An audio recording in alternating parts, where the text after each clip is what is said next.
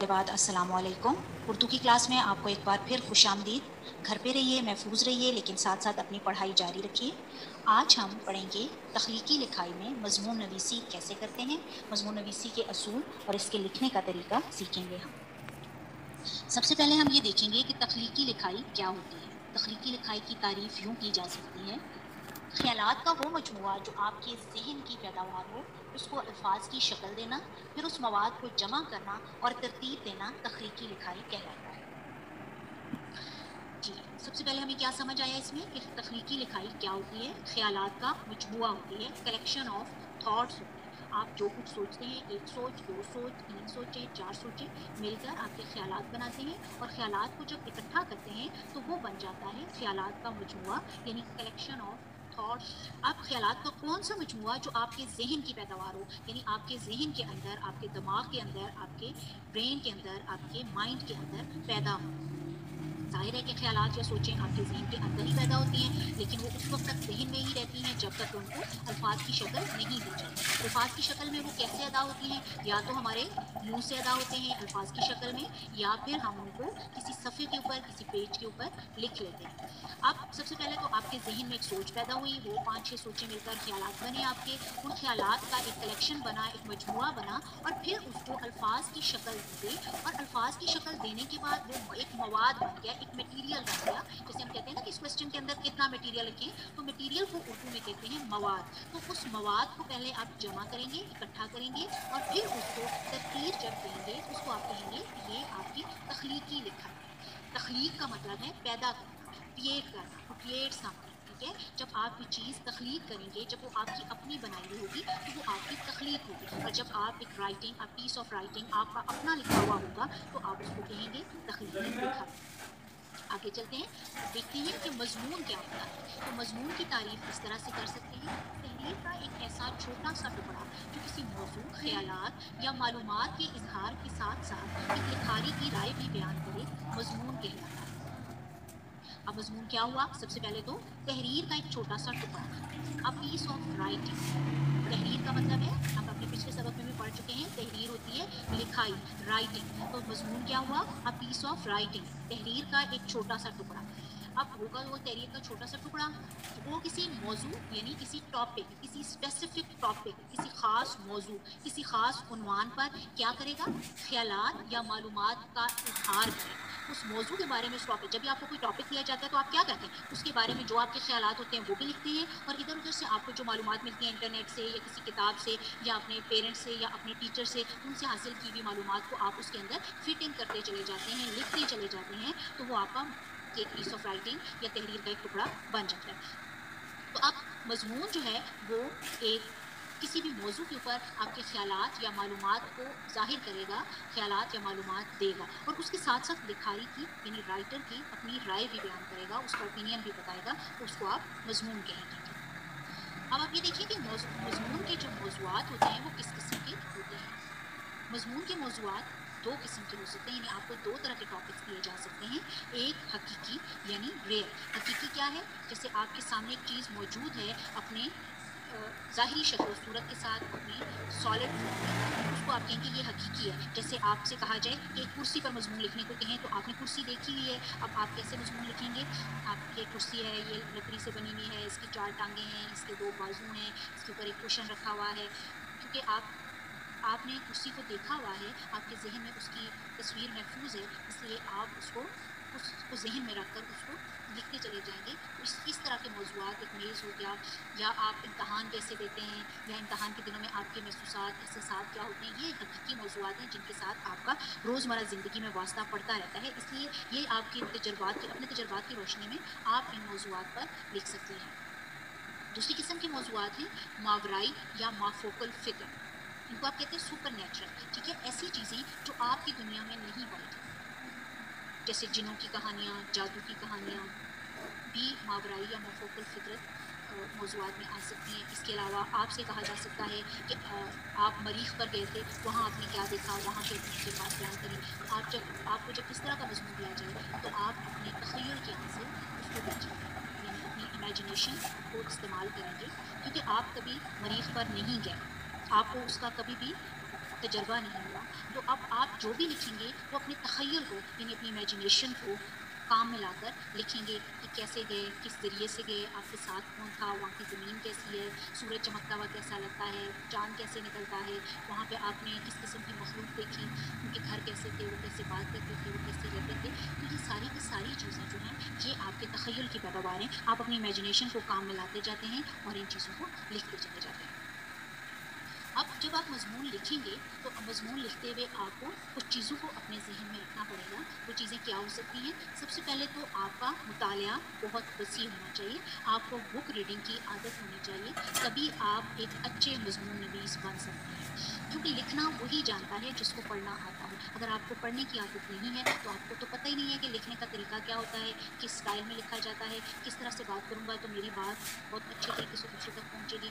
तो जब तक आपको इन चीज़ों का पता नहीं होगा, जब तक आप बुक रीडिंग की तरफ नहीं जाएँगे, जब तक आप मुताले की तरफ नहीं जाएँगे, तो उस वक़्त तक आप लिख नहीं सकते।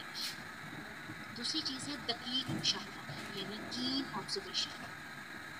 अब जो एक राइटर होता है, जो एक लिखारी होता है, जो एक लिखने वाला होता है, वो बहुत कीन ऑब्जर्वर होता है, उसका मुशाहिदा बहुत गहरा होता है, वो अपने इर्द गिर्द की चीज़ों को बहुत कीनली ऑब्जर्व करता है, बहुत अच्छे तरीके से उनका मुशाहिदा करता है। जो इर्द गिर्द के मसाइल होते हैं उनके ऊपर उसकी गहरी नज़र होगी, तभी वो लिखने के काबिल हो सकता है।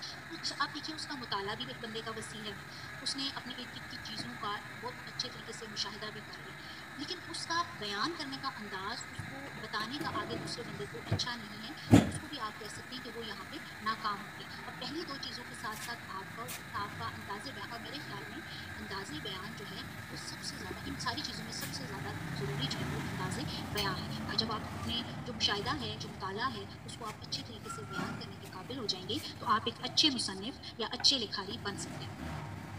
उसके बाद ये है कि आपने अपना मवाद अपने अपने मुताले के ज़रिए से, अपने मुशाहिदे के ज़रिए से अपना बयान, अपना मवाद यानी अपना मटीरियल इकट्ठा कर लिया।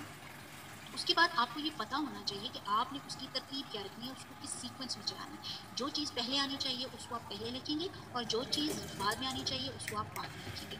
हमेशा आपकी जो राइटिंग्स होती हैं, आपकी तहरीरें होती हैं, उनका एक अरूज होता है, एक ज़वाल होता है और फिर आप उसके आखिर की तरफ आते हैं। यानी आपकी राइटिंग का, आपकी तहरीर का एक स्टार्ट होगा, फिर राइज़ होगा, फिर फॉल होगा और उसके बाद आप एंडिंग की तरफ जाएँगे। ऐसा नहीं होगा कि आपका जहाँ पे दिल करे, अब आप बोर हो गए हैं, तो आप वहाँ पे लिखना छोड़ दें, ऐसा नहीं होगा। आपके एक बाकायदा उसका जो ढांचा होगा, उसका जो स्ट्रक्चर होगा, उसका आपने ख़्याल रखना होगा। आप देखिए, आप इब्तिदाइया यानी स्टार्टिंग, आपका इब्तिदाइया जितना जानदार होगा, जितना अच्छा होगा, उतना ही आप लोगों को अपनी तरफ खींचेंगे, उनको अट्रैक्ट करेंगे। अगर शुरू में आप बहुत अच्छा लिखेंगे तो लोग कहेंगे कि हाँ ये तहरीर तो वाकई अच्छी है, इसको पढ़ना चाहिए। आगे अगर कोई लूप होल भी होगा, आगे अगर कोई खामी भी होगी तो वो कवर हो जाएगी। लेकिन अगर आपका इब्तिदाइया अच्छा नहीं है और बाद में आपने बहुत अच्छा लिखा है, तो फिर बहुत कम लोगों को आप अपनी तरफ मुतवज्जो कर सकेंगे। सबसे अहम बात यह है कि आपने मौजू से मुताबिकत रखनी है, यानी आपने अपने टॉपिक से रेलेवेंट रहना है, इधर-उधर की बातें नहीं करनी। वो जो उससे उससे मिलती-जुलती बात है, वो आपने करनी है, उससे रेलेवेंट जो बात है, वो करनी है और बाकी बातों को छोड़ते हुए आगे बढ़ते चले जाना है।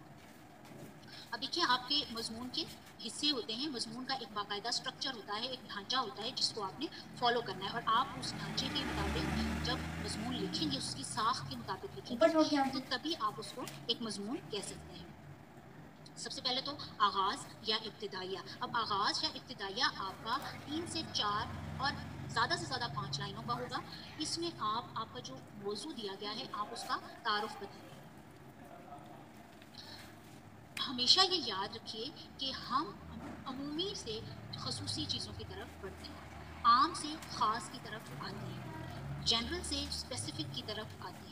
फ़र्ज़ करें कि अगर आपको पाकिस्तान के मौसम सरमा के बारे में मज़मून लिखने को दिया गया है, तो आप उसको डायरेक्ट मौसम सरमा से शुरू नहीं करेंगे। आप सबसे पहले ये बताएँगे कि मौसम क्या होता है। उसके बाद आप बताएँगे कि पाकिस्तान के अंदर कितने मौसम हैं और पाकिस्तान बाकी दुनिया से किस तरह मुख्तलिफ है। और फिर उसके बाद आप पाकिस्तान के मौसम सरमा की तरफ आएँगे, ठीक है?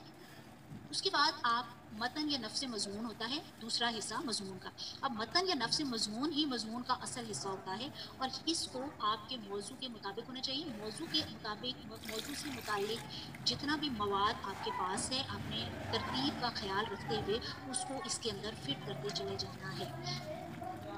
اس کے بعد جب آپ اس کا میں نے جیسے آپ کو بتایا کہ آپ پہلے اوپر کی طرف جاتے ہیں عروج ہوتا ہے، پھر آپ نیچے کی طرف آتے ہیں، اس کا ڈاؤن ہوتا ہے، اور پھر اس کے بعد آپ اس کو اینڈ کر دیں گے، اس کے اختتام کی طرف جائیں گے۔ اب یہاں پہ آپ کا مضمون ختم ہو گیا، لیکن ابھی آپ کا کام ختم نہیں ہوا۔ آپ کا کام تب ختم ہوگا جب آپ اس کی پروف ریڈنگ کر لیں گے، آپ اس کو سارا ایک دفعہ اس کو پڑھیں گے، اپنی غلطیاں دیکھیں گے، غلطیوں کی نشاندہی کریں گے، اور اس کے بعد آپ کا مضمون جہاں جہاں آپ کی غلطی ہے وہاں وہاں اپنے مضمون اپنی غلطیاں ٹھیک کرتے چلے جانا ہے، اور اپنے جو مضمون ہے اس کو اپنی جو بھی اس کی فائنل شکل ہے وہ دے دیں۔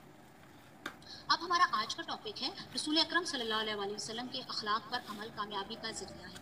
یہ ہمارا اس ہفتے کے سبق نمبر 2 سے متعلقہ موضوع ہے۔ آپ جو سبق نمبر 2 کا لیکچر ہے اس سے بھی مدد لے سکتے ہیں، اور آپ اپنے سبق نمبر 2 کے اندر جو مواد دیا گیا ہے اس سے بھی مدد لے سکتے ہیں، اور بہت اچھی بات ہے کہ اگر آپ سیرت النبی سے مطابق کتابیں پڑھیں تو آپ کو ان سے بھی مدد مل جائے گی۔ جب آپ کو ایک موضوع دے دیا گیا ہے تو اس کے بعد آپ نے کیا کرنا ہے کہ اپنے ذہن میں مضمون نویسی کے اصولوں کو رکھتے ہوئے اپنا مضمون لکھنا ہے۔ تو سب سے پہلے آپ کیا لکھیں گے؟ اس کا ابتدائیہ میں آپ کیا لکھیں گے؟ اخلاق کی تعریف۔ کہ آپ دیکھیں موضوع ہے رسول اکرم صلی اللہ علیہ وسلم کے اخلاق۔ تو میں نے آپ کو بتایا تھا کہ آپ ہمیشہ عام سے خاص مواد کی طرف جاتے ہیں۔ تو سب سے پہلے اس سے پہلے کہ ہم رسول اکرم صلی اللہ علیہ وسلم کی بات کریں، ہم سب سے پہلے تو یہ دیکھیں گے کہ اخلاق کیا ہوتا ہے۔ آپ سب سے پہلے اخلاق کی تعریف لکھیں گے، پھر آپ رسول اکرم صلی اللہ علیہ وسلم کا اخلاق کے بارے میں بتائیں گے، اور بتائیں گے کہ وہ ہمارے لیے اسوہ حسنہ یعنی اچھا نمونہ ہے، ایک رول ماڈل ہے، اور ہمیں اس کے اوپر عمل کرنا چاہیے۔ اس کے بعد آپ صلی اللہ علیہ وسلم کی زندگی کے مختلف پہلو درجہ بدرجہ بیان کرتے چلے جائیں گے۔ جیسے آپ صلی اللہ علیہ وسلم بطور ایک لیڈر کیسے تھے، ایک باپ کی حیثیت سے آپ کا کیا کردار تھا، ایک خادم کے طور پر کیسے تھے، کیسے سپہ سالار تھے، جج قانون دان کیسے تھے، اور استاد کس طرح کے تھے۔ اور اس کے بعد آپ صلی اللہ علیہ وسلم اپنے متعلقہ لوگ جو ان کے ارد گرد کے رہنے والے لوگ تھے ان کے ساتھ کس طرح کے معاملات کرتے تھے، آپ صلی اللہ علیہ وسلم کی ڈیلنگ کیسی تھی۔ اور اس کے بعد آپ یہ لکھیں گے، کیونکہ آپ کا موضوع ہے کہ رسول اکرم صلی اللہ علیہ وسلم کے اخلاق پر عمل کامیابی کا ذریعہ ہے، تو ہمارے لیے جو موجودہ دور میں جو مسائل ہمیں جن مسائل کا سامنا ہے ان مسائل سے ہم کس طرح ان کا مقابلہ کر سکتے ہیں اور ان کو کس طرح شکست دے سکتے ہیں رسول اکرم صلی اللہ علیہ وسلم کے اخلاق پر عمل کرنے سے، یہ آپ اس پر بحث کریں گے، اور پھر آخر میں آپ اپنے مضمون کو ختم کر دیں گے۔ اور یاد رکھیے کہ آپ کا جو اختتام ہوگا وہ ہمیشہ آپ کے موضوع سے مطابق ہوگا۔ ٹھیک ہے، آپ کو نہیں سمجھ آ رہی کہ آپ اس کے اختتام میں کیا لکھیں، تو آپ یہ دیکھتے ہیں کہ آپ کے ساتھ والے آپ کے فرینڈ نے کیا لکھا، تو وہ آپ کا کام نہیں کرے گا، کیونکہ ہو سکتا ہے اس کا مواد آپ سے فرق ہو۔ تو اس لیے آپ نے اپنے مواد کو دیکھنا ہے اور اس کے مطابق اپنا جو بھی موضوع ہے اس کا اختتام کرنا ہے۔ اب آپ کا